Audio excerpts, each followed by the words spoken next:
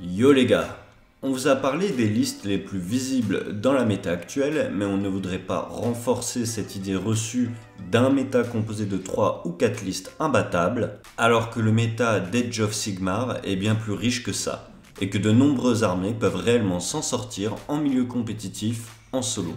Voici donc un exemple d'armée qui performe en milieu compétitif hors des clichés sur le méta actuel.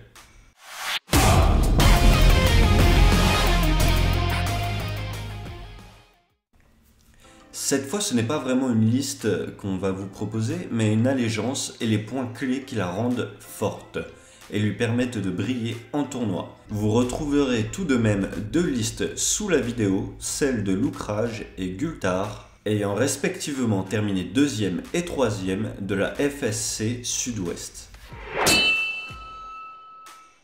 Les Iron Suns sont une sous-allégeance des Uruk Iron Joe au sein du Battletome Uruk Warclan. Les bonus vont apporter encore plus de mobilité et de résistance aux gros Uruk en armure. En gros, cela va renforcer leurs points forts en leur permettant d'impacter vite et à plein potentiel. Tout d'abord, revenons sur les Iron Joe. Ces Uruk en armure lourde profitent des aptitudes suivantes.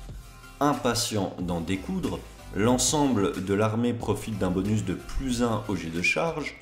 Fou allié, à la fin de n'importe quelle phase, que ce soit votre tour ou le tour adverse, chacune de vos unités ayant subi des blessures étant à plus de 9 pouces de l'adversaire va pouvoir se déplacer d'un des 6 pouces. Autant vous dire que l'adversaire va hésiter avant de vous infliger des blessures à distance. J'ai envie de dire coucou croac. Ensuite, à la castagne, lorsque vous détruisez une unité ennemie à la phase de combat, vous pouvez immédiatement engager et combattre avec une nouvelle unité n'ayant pas encore combattu. En plus de cela, pour un point de commandement à votre phase de héros, l'aptitude redoutable destructeur permet à une unité proche d'un héros de faire un mouvement normal si elle a plus de 12 pouces de l'ennemi, une charge à plus de 3 pouces de l'ennemi, ou de combattre si elle est déjà engagée. Pour un PC également, la WAG Iron Joe permet une fois par bataille de gagner 1 à 2 attaques en bulle autour du général. Alors, jusque là, on ne parlait que des bonus apportés par l'allégeance Iron Joe. Oui, venons-en maintenant à ce qui nous intéresse, les Iron Suns. Cette sous-allégeance apporte les bonus suivants. Ruse Iron Suns, au premier round, l'ennemi subit un malus de -1 sur ses jets pour toucher, ce qui vous protège à la fois contre les armées de tir et contre les armées d'Alpha Strike, mais vous permet aussi d'avancer plus sereinement si vous avez le premier tour. Pour le choix du premier tour ou non, je vous renvoie à la vidéo, l'initiative que vous pouvez retrouver sur la chaîne. Deuxième bonus, c'est bon, chopez-les. À la fin de la phase de charge ennemie, vous pouvez dépenser un PC pour tenter de faire charger une unité amie proche d'un héros. Difficile à anticiper pour l'adversaire et cela combotte bien avec les autres aptitudes vous permettant de prendre l'avantage sur l'ordre d'activation en phase de combat. Cette aptitude met aussi la pression sur l'adversaire qui voudrait trop s'approcher, même si dans les faits, un général Iron Joe aura rarement envie de claquer un CP pour ça. Point droit de Dagbad. Ce trait de commandement vous fait gagner un CP en début de partie. Il y a de meilleurs traits de co, mais comme vous pouvez déjà vous en rendre compte, les points de commandement sont toujours les bienvenus dans cette armée. Enfin, l'artefact Armure Bénie par El Soleil permet de réduire de 1 la perforation des attaques qui visent le porteur, c'est toujours bon à prendre. Du coup, ça fait beaucoup de bonus, mais en résumé, on pourrait dire que cette armée possède des bonus de mouvement, des mouvements gratuits, des bonus de mouvement, de la résistance, des bonus de mouvement, et des bonus de castagne aussi. Bienvenue au royaume de la finesse et de la dentelle. On va maintenant se concentrer sur 3 héros particulièrement joués dans cette allégeance. Un Groton et 2 supports magiques. Le Groton, c'est le méga boss sur Mokrocha. Il est gros, il est fort, il est rapide et surtout, il vole. Niveau dégâts, il inflige des blessures mortelles à la charge et sur certaines attaques. Et il possède un gros volume d'attaque, 22 plus 1 d 6 quand il est full PV. Principalement en 3+3+, et à rend -1 ou -2. Il peut également pour 1 CP se donner +1 pour toucher pour augmenter encore plus sa létalité. Il gagne également +1 point de vie et +1 attaque à chaque phase de combat s'il a tué ne serait-ce qu'une figurine ennemie. Ça va. Le Mokrocha peut aussi recevoir un trait de monture pour booster sa résistance au sort, ou au combat, ou ses dégâts. Ajoutez à tout ça les bonus d'allégeance, les bonus dont on vous a parlé maintenant, la Mokrocha devient une véritable bombe à longue portée qu'on envoie s'écraser dans les rangs adverses dès le premier tour. Il pourra voler d'un pack d'ennemis à l'autre sans trop de difficulté s'il survit à la contre-offensive bien évidemment. En bref, et pour résumer, il tabasse. Fort. Bon. À une époque, avec l'amulette éthérée, il tankait encore plus. Mais ça va, il reste carrément auto-include pour ses 460 points. La légende parle même du Nord d'Uruk, menée par 2 Mokrocha, mais ceci est une autre histoire. Passons maintenant au héros de soutien magique. Le Weird Nob Shaman est le seul sorcier de l'allégeance. Il peut notamment utiliser le sort d'allégeance Main de Gork, qui permet de choisir une unité amie entièrement à 24 pouces et de la téléporter n'importe où à 9 pouces de l'ennemi, pour une valeur de lancement de 7. Ce sort met à lui seul une grosse pression sur l'adversaire tout au long de la partie. C'est également le seul héros capable de porter l'artefact Vive Verte Vision, qui permet à chaque tour de gagner un CP sur un 4+, plutôt utile dans une armée aussi coûteuse en CP. Enfin, il connaît le sort Vomi Vert qui permet d'infliger D3 dégâts sur une ligne droite de 2 d 6 pouces, utile pour endommager l'ennemi ou les amis pour leur conférer un mouvement gratuit dont on a parlé plus tôt. Mais il faut avouer qu'on cherche rarement à endommager nos propres unités vu leur coût en points. Et enfin, passons à l'Uruk War Chanteur. C'est un héros de support qui permet de donner un bonus de +1 aux dégâts d'une unité amie choisie entièrement à 15 pouces. Et ce sur tous ses profils d'armes, montures comprises, et jusqu'à notre prochaine phase de héros. C'est très fort. Il peut également choisir un rythme de guerre parmi 3, fonctionnant comme des prières qui passent sur 4+. Les plus intéressantes sont le rythme de chopage et le rythme de tuerie. Le rythme de tuerie permet de donner +1 au toucher contre une unité ennemie à 12 pouces. Le rythme de chopage permet de faire charger une unité amie située entièrement à 12 du War Chanteur en lançant 3 d 6 au lieu de 2. Il permet aussi de déclarer une charge à 18 pouces d'un ennemi. Ce rythme de guerre ouvre beaucoup de possibilités de jeu.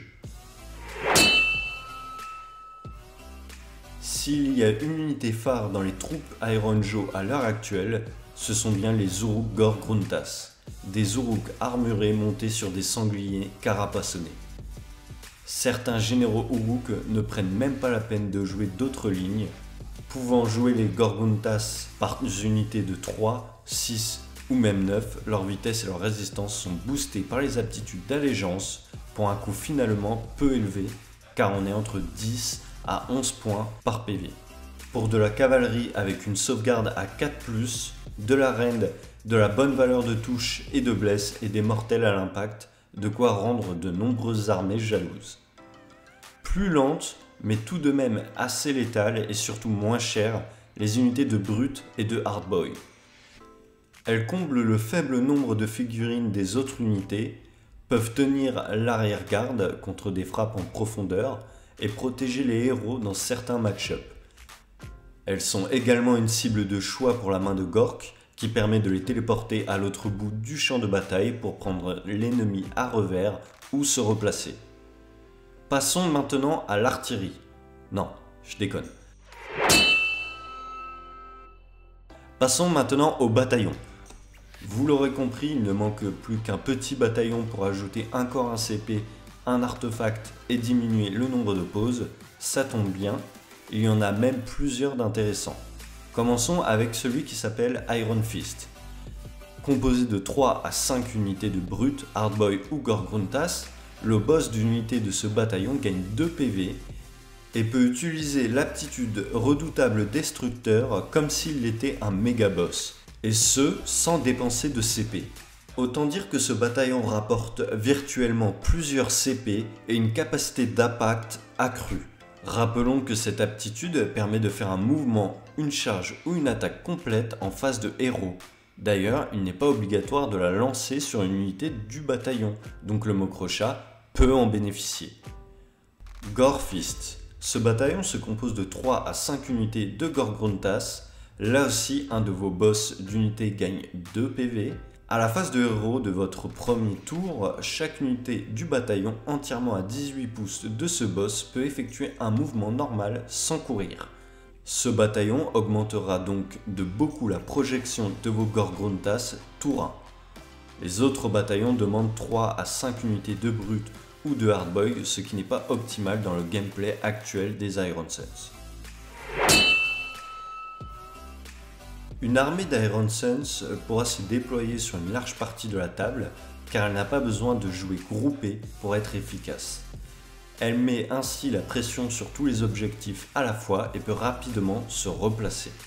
La protection tour 1 permet aux Iron Suns de contrer les armées d'Alpha Strike ou de tir, qui sont très présentes dans la méta actuelle.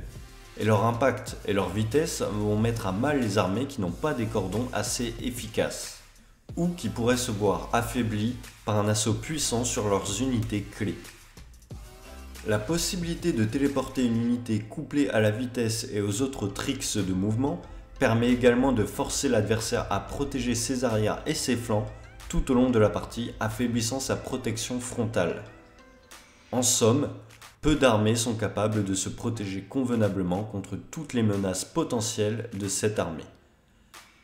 Même contre une autre armée de corps à corps, les Iron Suns ont un gros potentiel de contre-attaque, profitant de buffs puissants car leurs héros totems sont plus proches de leurs troupes, peuvent déclencher l'aptitude de contre-charge et l'activation bonus en détruisant une unité ennemie. Et pourquoi pas lancer une WAG, boostée par les unités amassées au combat. La Mokrocha est souvent utilisée pour une charge T1, utilisant l'aptitude redoutable destructeur pour bouger en face des héros, de 14 pouces avec le vol, puis faire de même en phase de mouvement, ce qui lui apporte une projection de 28 pouces avant même de charger. Selon le scénario et le match-up, les Gore-Gruntas peuvent aussi être projetés à une vitesse impressionnante. Avec un malus au toucher pour l'adversaire, une résistance au rend et un gros profil d'attaque, le temps que l'adversaire gère cet assaut, le reste de l'armée a la mobilité et à la résistance suffisante pour prendre la table et menacer aussi bien les objectifs que les lignes adverses. Les tricks de mouvement rendent l'armée complexe à gérer. Cependant, elle a peu de possibilités de protéger ses packs de Gore-Gruntas d'une contre-offensive, et globalement peu de figurines pour contester les objectifs, ce qui force à frapper fort l'adversaire aussi tôt que possible. En bonus, un trick classique de cette armée consiste à charger en face des héros, se désengageant en phase de mouvement pour se mettre à plus de 3 pouces de l'adversaire et pouvoir peel-in, car on a chargé plus tôt, en phase de combat sans risquer de se faire frapper, donnant un net avantage sur l'ordre d'activation. En termes de composition d'armée, si vous jouez un méga-boss sur Mokrocha, 2 à 3 héros supplémentaires et un bataillon composé principalement ou exclusivement de Gore-Gruntas, vous avez votre liste. À vous de la tester, l'ajuster et d'adapter votre façon de la jouer au fur et à mesure de vos games et de l'évolution du méta, bien sûr, ou tout simplement en fonction des figurines que vous possédez et de celles que vous avez envie de jouer.